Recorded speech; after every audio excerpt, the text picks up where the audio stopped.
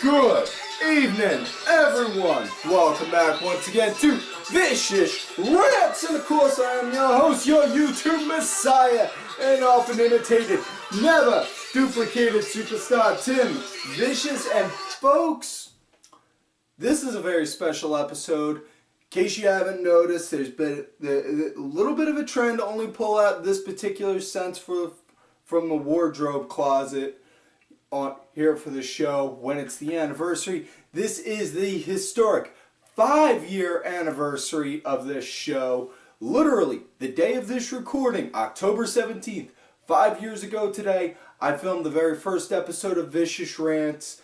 And to everyone that has ever watched this show, whether you loved it or hated it, thank you for taking the time to listen to a madman ramble on with a camera, who had a camera and just wanted to go and start talking shit and talk shop about whatever the hell he was thinking at that moment. From the bottom of my cold black heart, thank you, each and every one of you. I do this for all of you beautifully crazy ass bastards. Now, enough with that.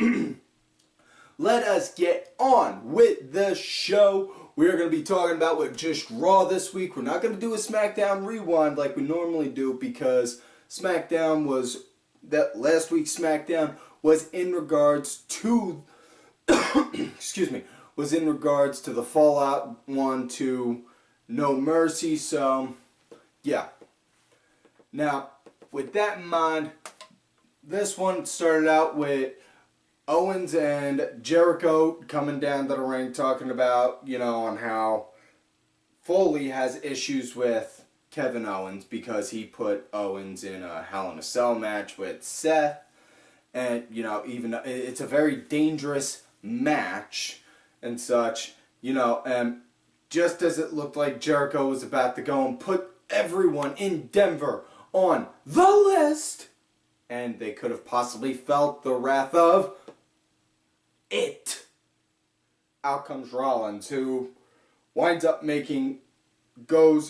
rips Owens and Jericho apart in the promo, and quite possibly made the best line I have ever heard.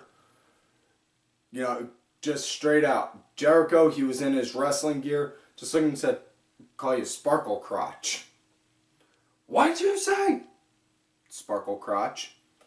In which case then, Jericho said the one line that was the best line of the night for Raw, saying, "I am not Sparkle Crotch."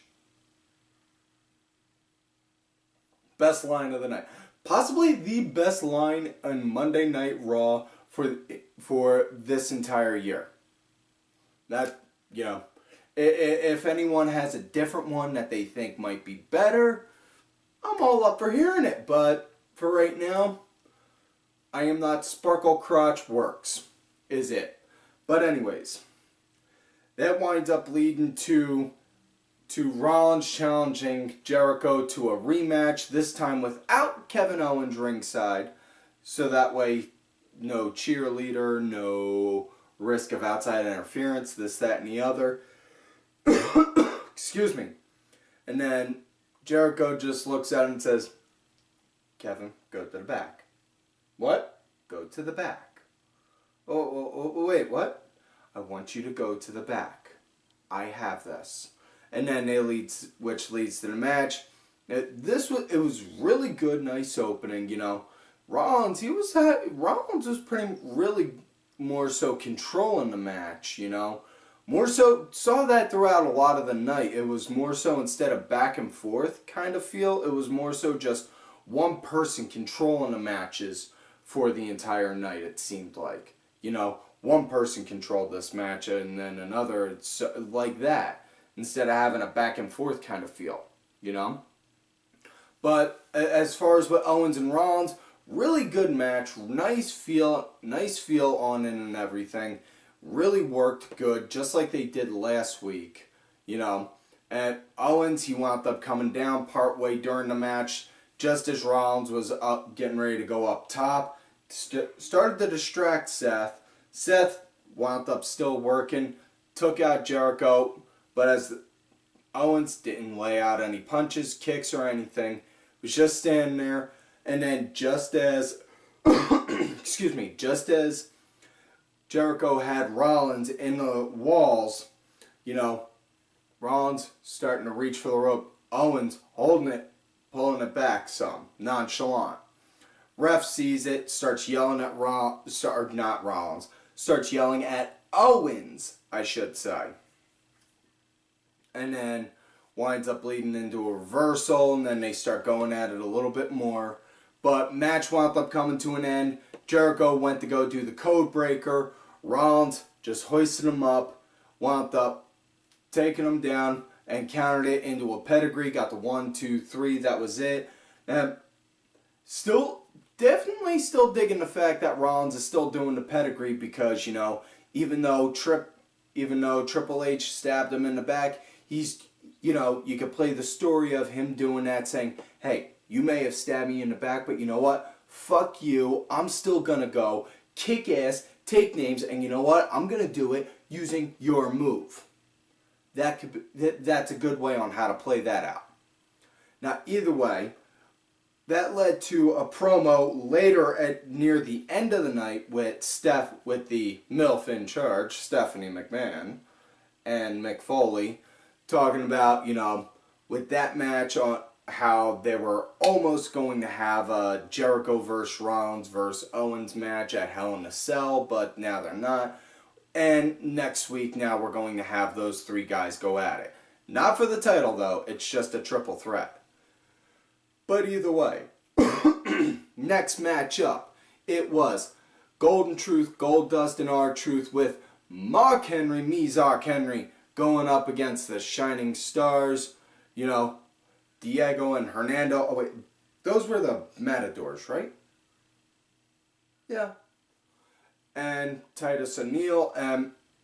Yeah, I'm not going to lie, really. I was more so, this was not that impressive of a match at all. I mean, if I just had to rate this one match itself on a 1 to 10, I would give it like a 4. Because really, there was nothing that really impressed me with it.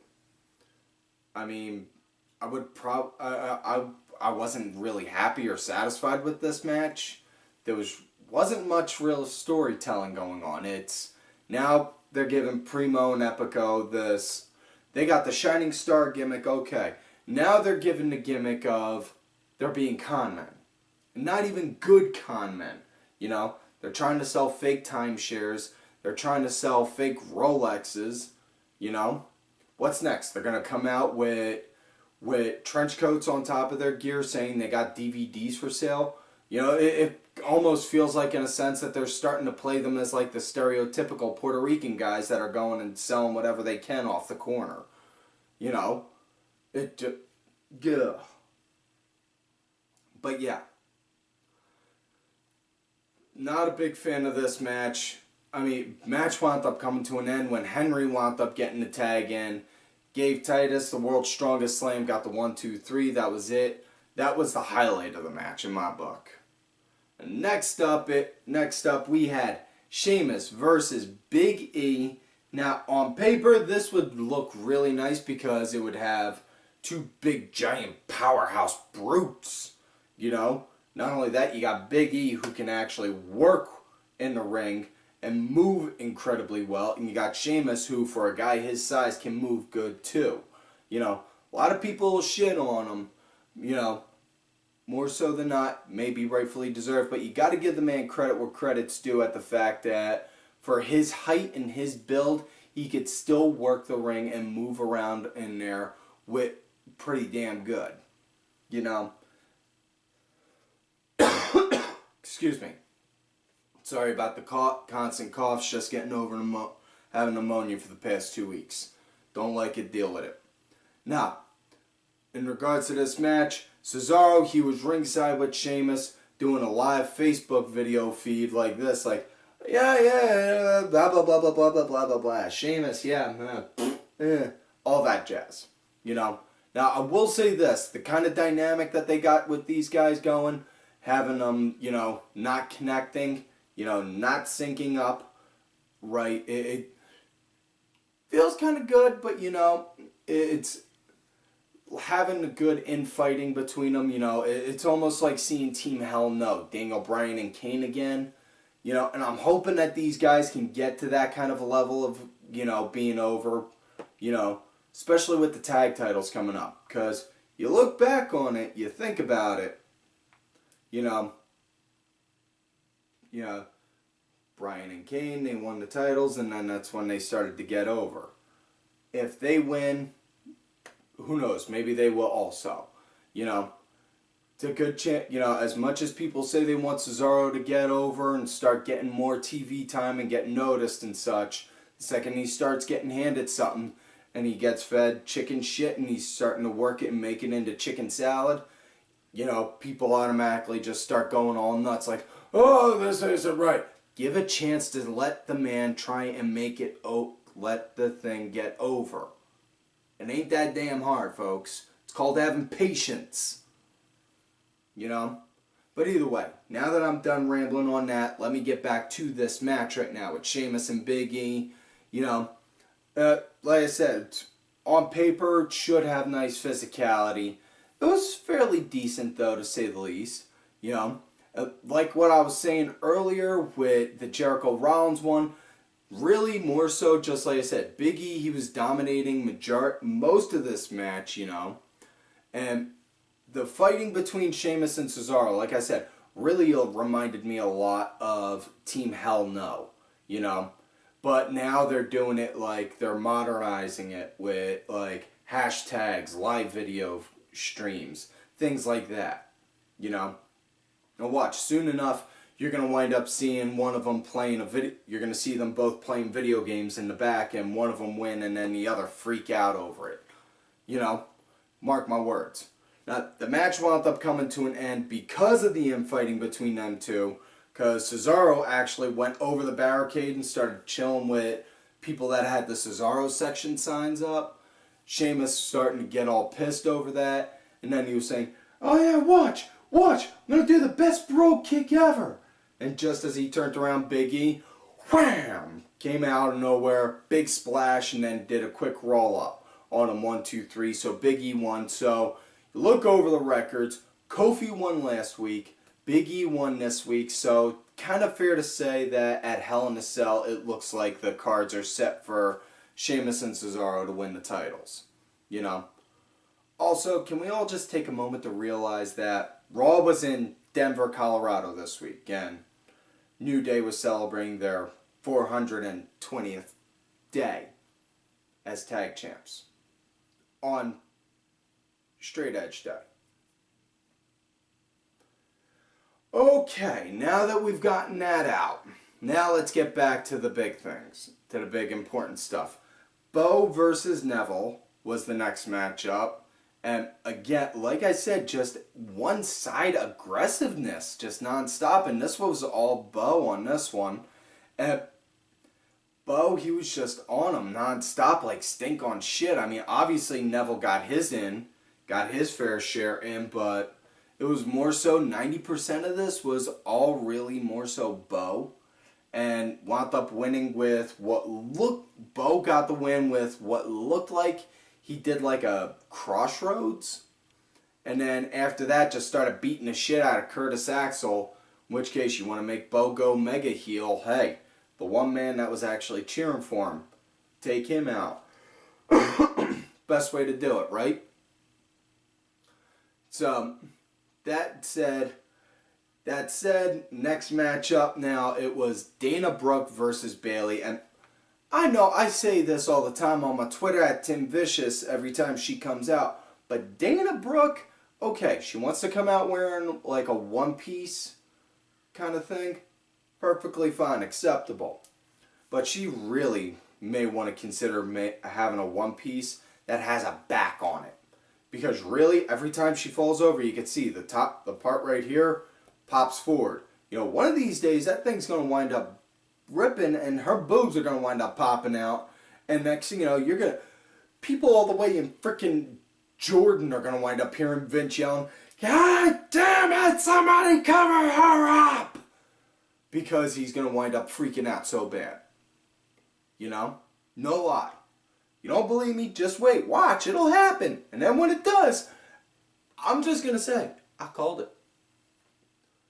You know, but that being said, it was Dana Brooke versus Bayley. And Brooke was the aggressor on this one. And not really happy with on how they're working Bayley right now, you know. They're more so making her...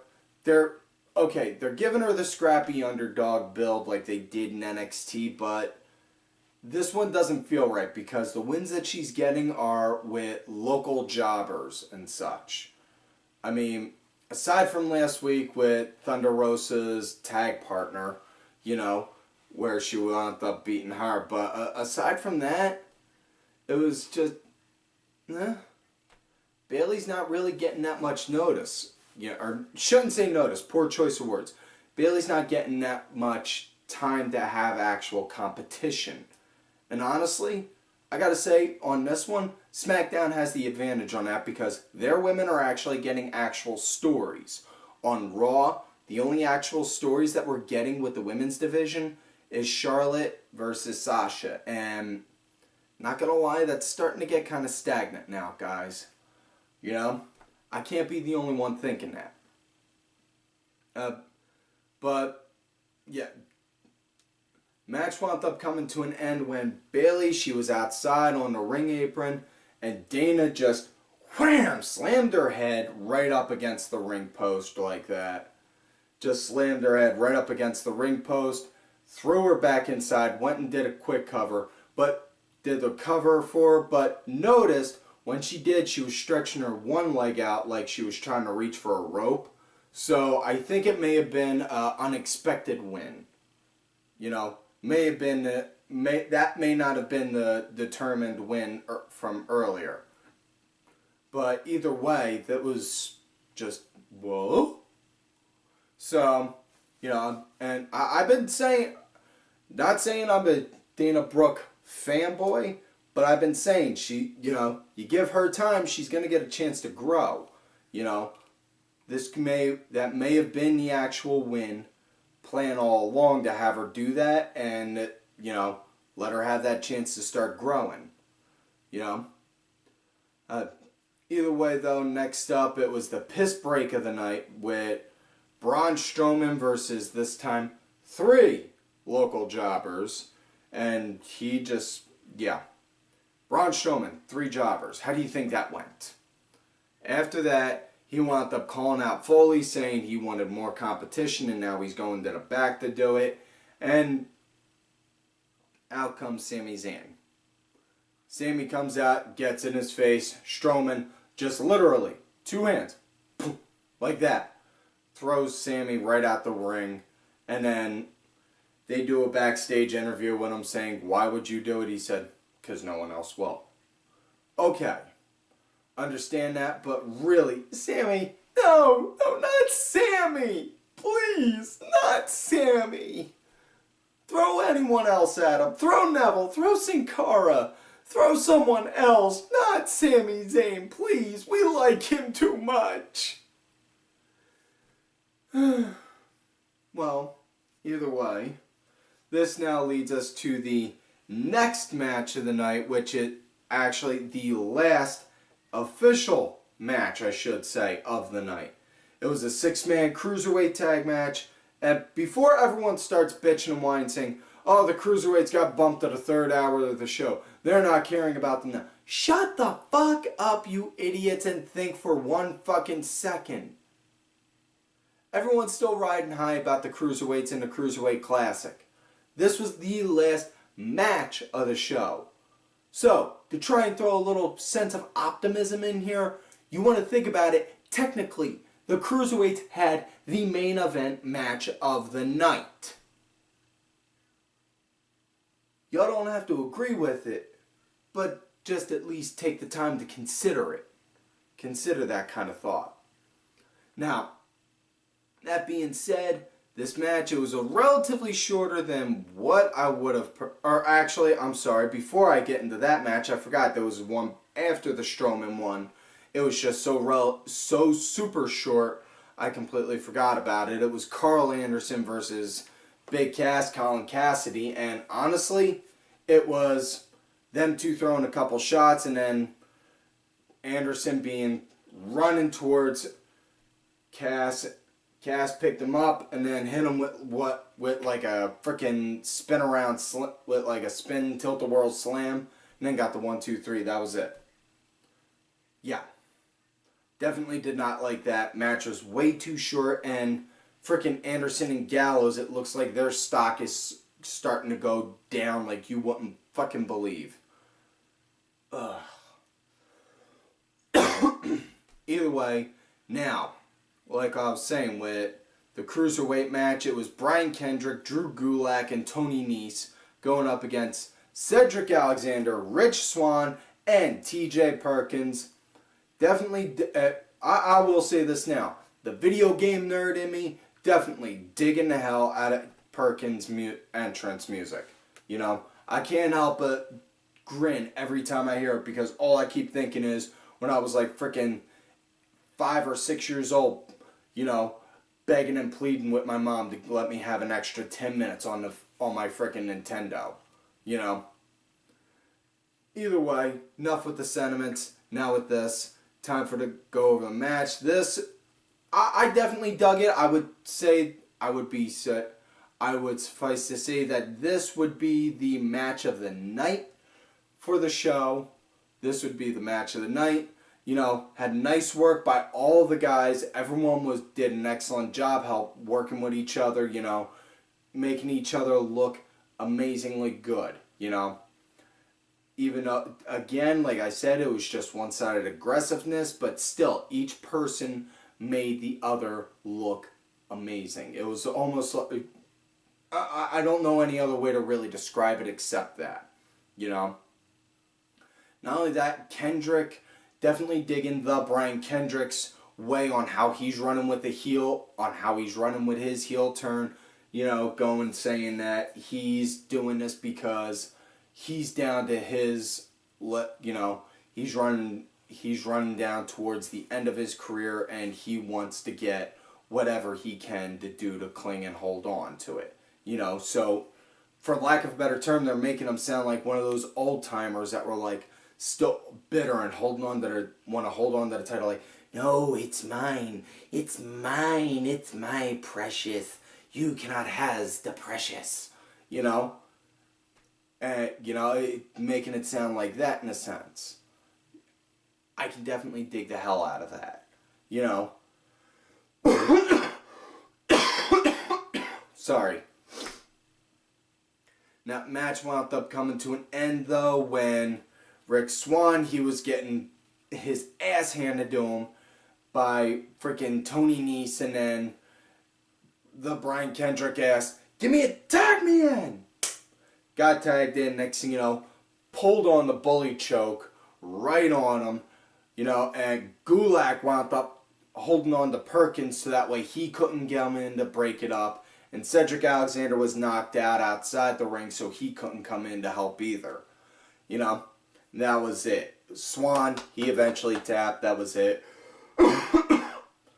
And so, as far as with their match coming up with Brian Kendrick and hanging up TJ Perkins at Hell in a Cell, honestly, I could see it going either way right now, but my money, I'm saying I'm putting it on Perkins still. You know? Either way, now we're coming to the final segment of the night, in which case Goldberg comes out. He talks about on how he, you know, been 12 years since he's been in there. You know, doesn't really feel like there's a lot of superheroes in there anymore. And for lack of a better term, he's pretty much right. You know, you don't have the guys that look like the big Superman figures. And I'm not saying that's a bad thing or a good thing. I'm just saying, you know, some kids, they're drawn to the big powerhouse figure for wrestlers. Some kids are drawn to the high flyers. Some kids are drawn to the brawlers, the fighters. You know, when I was a kid, I was drawn to the fighters, like the Tommy Dreamer, you know, like the Tommy Dreamers, the Louis Spicoli's, you know, the guys that were in ECW that would just go and fight. You know, Road Warriors, APA, guys like that would just go didn't really show a lot of technical skill, but would just go out there and go and pound somebody into the mat. You know, my son, for example, he's a fan of the high flyers, you know.